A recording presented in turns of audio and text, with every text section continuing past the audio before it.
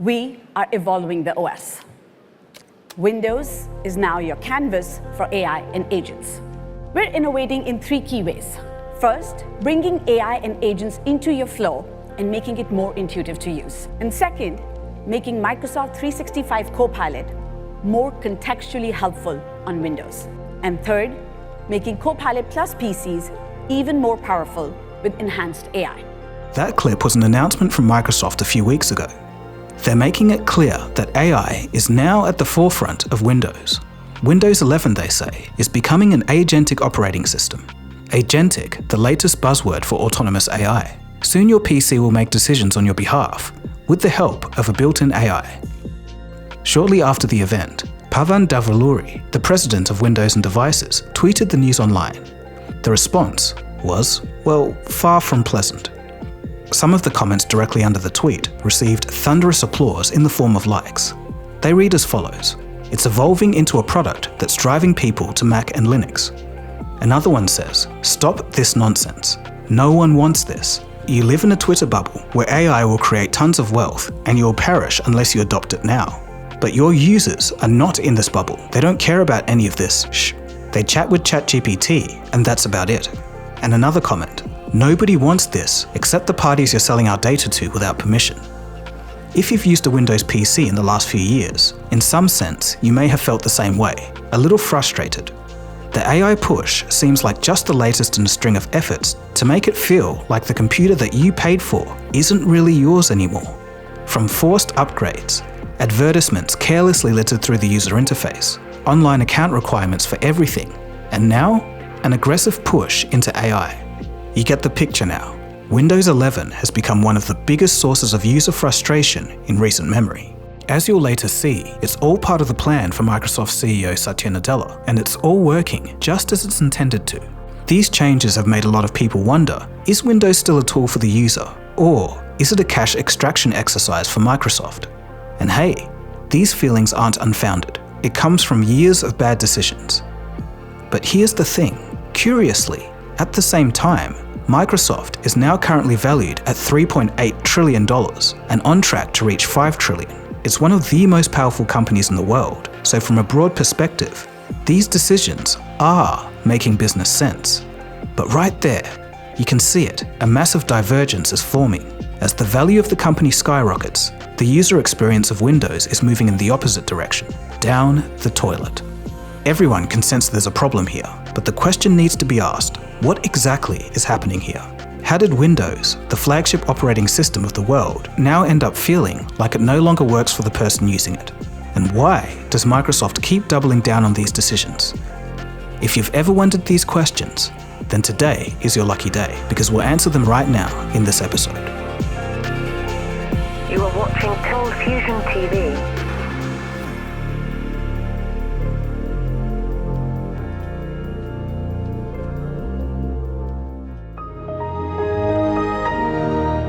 Microsoft Windows is the operating system that entire generations grew up with, the one we learnt to type on, the one that taught many of us what a desktop even was. In 2025, its presence is still enormous.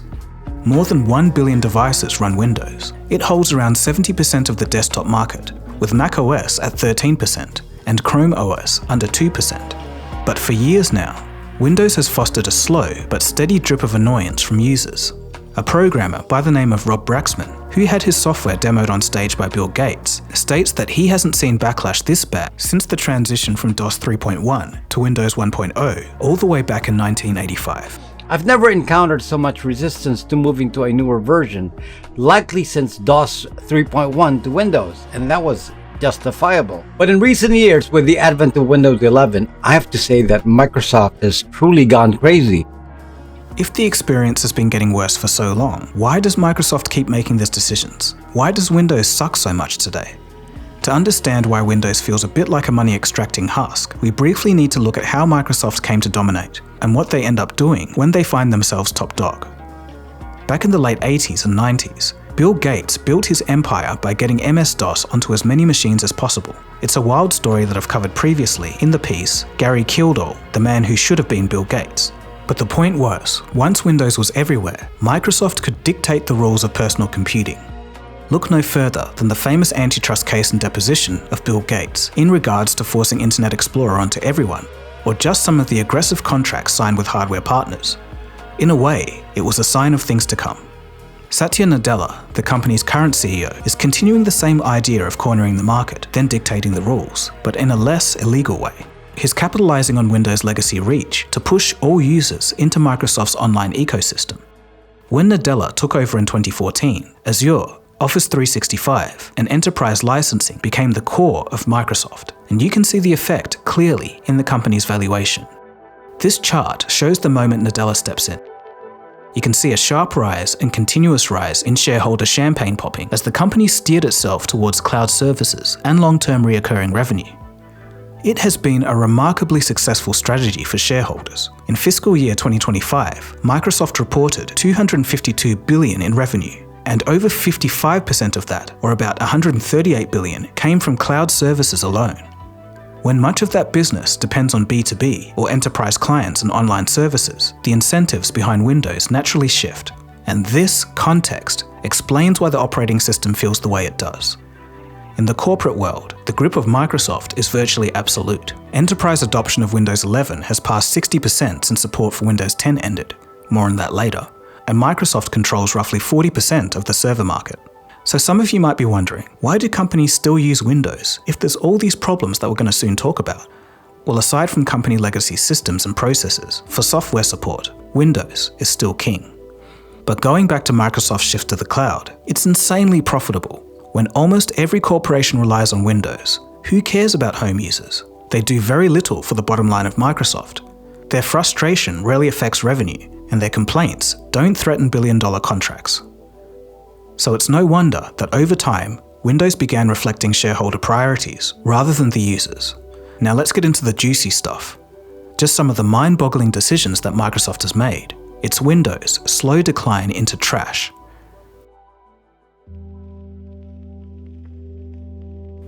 And I don't think it has to always be this way. I absolutely, definitely think there is a path to redemption for Windows. I just don't think they're going to take it. I don't think it would take that much work to make it not trash, genuinely. The thing that bothers me most is the things that they actively do that actively make it bad or worse. If I have purchased my Windows, I don't want freaking ads. Any amount. Don't just put all this junk there all the time. Don't make search bad. Once you reach the desktop, Windows keeps trying to steer you in the same direction. Online, it's pushing you to sign into account for almost everything. It encourages you to store files on OneDrive. It is constantly reminding you to sign up for OneDrive so that all of your files and data and everything can be hosted by Microsoft on the OneDrive. Microsoft Office is now subscription tied directly to the same account. During the Windows 7 era and before, you would get Microsoft Office for free. It came with the operating system and you didn't have to sign in. Now it's a subscription service. Yeah, Microsoft is basically just milking you for every single dime. Even shutting down your computer is no longer simple, because Windows insists on installing updates first. I'm sure your boss will understand when your Windows PC randomly shuts down in the middle of, say, an important meeting, or just before a deadline with your work unsaved, just for it to spend, if you're lucky, minutes booting back up while it does forced updates, even though you said whichever option was closest to "not now, I'm busy," or if you're really unlucky, hours to do those updates. Try telling your boss that it's Microsoft's fault that you can't finish your work. Honestly, Windows 11 has hundreds of small issues that users keep running into. The list just goes on. The OS was so bogged down with junk that even the user interface was measurably slower than the previous version. And the crazy thing is, Microsoft admitted that the syncing to OneDrive in the background was slowing down the computers of users. But the worst was yet to come. This message is sponsored by Raycon. With the holidays coming up in Australia, which by the way is summer, the weather is perfect for long walks in the evening, and I love having music on, but it's also good to hear the world around me. I've been using Raycon's Essential open earbuds, and honestly, they're great. What makes these different from regular earbuds is that they sit just outside your ear canal, so you get a clear, full sound while still hearing what's happening around you. I've been using them pretty much every day, whether working at home, at the gym, or heading out for walks. Whether it's cars passing by or just the noise of the city, you can stay aware while listening to music, podcasts, or taking calls. They're also really light, and the multi-angular rotating ear hook means that they actually stay put. And here's what I really appreciate. Raycon's sound quality is right up there with the premium brands, but without the crazy price tags. They've got over 3 million happy customers and a 30-day happiness guarantee, so there's no risk trying them out. The open ear design does give a breathable fit for me. It's comfortable, and battery life is up to 36 hours, so I know they're going to last for those long evening summer walks. And right now is the perfect time to grab a pair. The Essential Open Earbuds are here for the holidays, and Raycon audio products are up to 20% off site-wide. Just click the link in the description or go to buyraycon.com/coldfusionopen to save up to 20% off during this holiday season. Order by December 15th to guarantee delivery by Christmas, because great gifts like these earbuds shouldn't show up late. That's buyraycon.com/coldfusionopen. The links are below in the description too. Thanks to Raycon for sponsoring this video. Now back to the story. At the same time, without fixing the basics, the company began pushing AI into every part of its services, including Windows itself. They invested more than $13 billion into OpenAI, the company behind ChatGPT, and that investment was one of the largest bets that Microsoft had ever made on a single technology. As a side, the investment lost Microsoft $11.5 billion in just the last quarter. But with that level of investment, it was to no surprise that AI became central in Microsoft's plans. New AI features began spraying all over Word, Excel, Outlook, Paint, and Copilot. Some of these features were useful, but a lot of them felt like they were simply added because the company could. So basically what they want in an AI PC is, first you should be able to interact with it naturally, in text or voice, and have it understand you. Second, it should be able to see what you see and offer guided support. So I'm going to select Screen 2, and now Copilot is watching everything. Can you help me find a flash game on the internet known as Pico School? I believe it's on Newgrounds. Pico School is a classic flash game. You can find it on their website and also on the Internet Archive. Jesus Christ. Can you take me there? Sure. To find Pico School on Newgrounds, just open your web browser and search. It's a popular flash game, so it should be one of the top. No, can you do it for me? Sure, I can't directly navigate websites or open specific online. What the f is the point? Okay, what is the point? Ironically, Microsoft warned Windows users not to use Copilot in Excel for anything that, quote, requires accuracy, i.e. spreadsheets. Why? Because it hallucinates too much. And that whole agentic computer thing, well, Copilot doesn't work as well as advertised yet. Does talking to your computer work like in its TV ad? Can you get me a link to one that's in stock? Here's the link to Best Buy. Link to bestbuy.com/11bestbuy/sure website. And it's for most definitely in stock. And it's for most definitely in stock. And it's available for pickup or delivery. And it's for most definitely in stock. Okay, thanks, Copilot. What all these changes had in common was they kept people connected to Microsoft's online services. And this is where the bigger picture becomes clearer. Windows is the surface. The real product is the network of services underneath it, and they all point in one direction, towards benefiting Microsoft's shareholders, and not the user. You can clearly see it in the transition from Windows 10 to Windows 11. When Microsoft officially ended support for Windows 10 in October 2025, roughly 40% of its users were still on it. That's 400 million people. The message was clear: move to Windows 11 or be left behind. The problem, though, was that many users couldn't even upgrade if they wanted to. Their computers were still modern and powerful, but Windows 11 refused to install because of a new hardware requirement called a TPM 2.0. So what the heck is that? Well, a TPM, or Trusted Platform Module, is a chip that stores security keys. Microsoft framed it as necessary protection, but to millions of users, it felt like a lock added without consent. Devices that worked perfectly well the day before were now suddenly considered outdated, but there were more problems with the TPM chip. Pay attention to that. The TPM endorsement key, that's a unique identifier of your machine. Now it is tied to your Microsoft ID identity. You can't change it. You can't delete it. Now the device ID is specifically known and is pulled from the TPM. Third parties can access this now with no restriction via API. If you want to know how to check your TPM status, here are example commands on Windows. By the way, you can restrict access.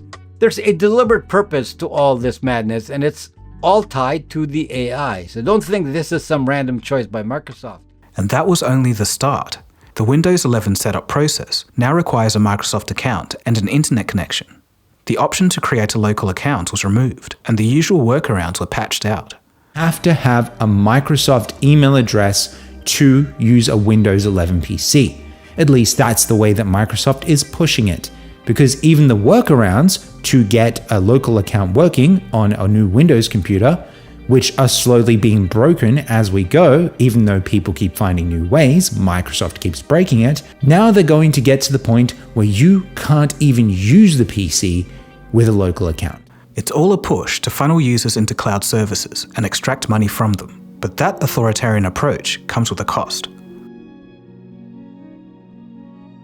When customers are constantly thrown around and beaten over the head with money extracting tactics, well, what do you know? They don't like it.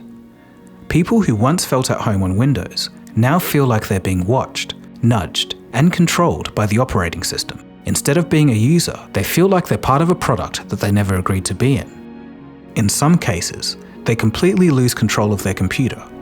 For example, Rob Braxman had his Linux partition wiped without his consent because Windows 11 didn't like him running two OSs on his computer. I wasn't even using BitLocker, and it still signaled Windows to take over the boot sequence. This is not a bug. This is by design. Very devious. Privacy erosion is also a big part of this shift. Windows has always collected some information in the background, but over the years, that quiet data collection grew into something that people could no longer ignore. Microsoft calls it telemetry. It's meant to improve stability, but investigations have shown that even on the lowest setting, Windows still gathers details about the apps you use, your hardware, and your system behavior. That information is sent back to Microsoft, sometimes for Microsoft to serve you better ads for their services, and other times to a wide network of analytics and content providers. Unless you're on an Enterprise edition, there's no real way to switch it off. So when Microsoft announced Windows Recall, the reaction made sense. Recall aimed to record everything you've ever done on your PC by capturing snapshots of your screen and feeding it to an AI so you can search your previous activity in natural language. It was framed as a convenient tool, but to many users, it felt like confirmation that Windows was crossing a line. Security researchers later found that the way Recall stored data was not fully protected and could be accessed by malware or anyone with local access. Their software, their malware, their virus running on your computer, now they have a treasure trove of things to pick from. They don't just have your most recent email.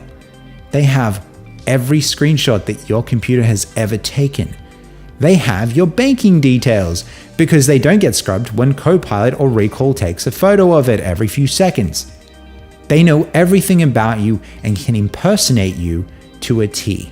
And Microsoft says we shouldn't worry about this. It's all local. But here's the thing. There is no technical barrier to sending an instruction to the AI companion to examine your Recall database and report findings to HQ. This can be done without any data leaving your computer. The backlash was strong enough that Microsoft eventually pulled the feature before launch. It eventually returned as an opt-out tool, with encryption this time and stronger authentication. But even with these improvements, people are still very unsure about it. At this point, it's no longer about a single feature. When you combine the terrible user experience and growing privacy concerns, it's easy to see why people are exploring alternatives. Users who want more transparency and more control are choosing Linux, and those who want something just simple and stable are going to macOS. And don't get me wrong, Windows still dominates the consumer market, but it's slowly losing market share. Pavan Davuluri, president of Windows and Devices, publicly acknowledged the criticism. In a tweet, he listed reliability and performance issues and ease of use issues are areas that need attention. The reaction, yet again, wasn't very kind.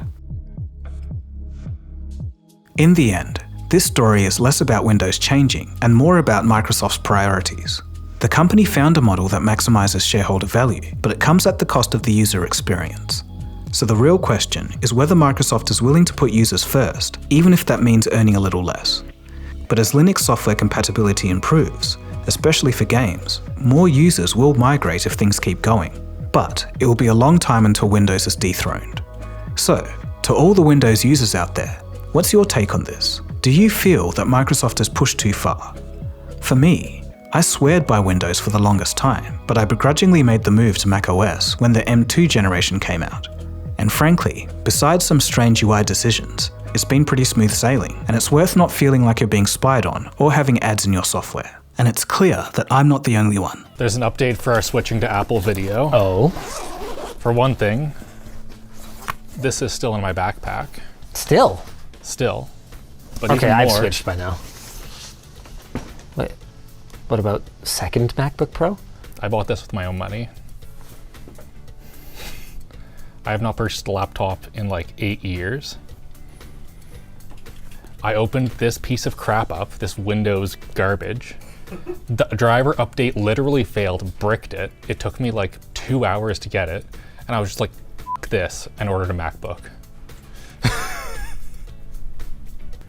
I can't think of many people on staff who in the past were more adamantly anti-Mac than this man.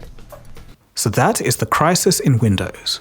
How it went from a beloved operating system to an absolute dumpster fire littered with ads and AI slop, and the reasons as to why Microsoft drove it in that direction.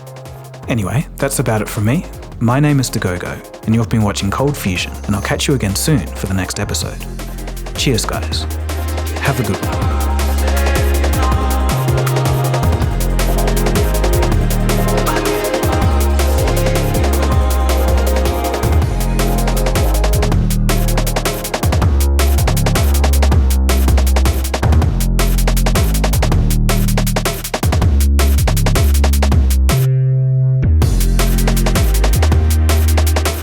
ColdFusion. It's new thinking.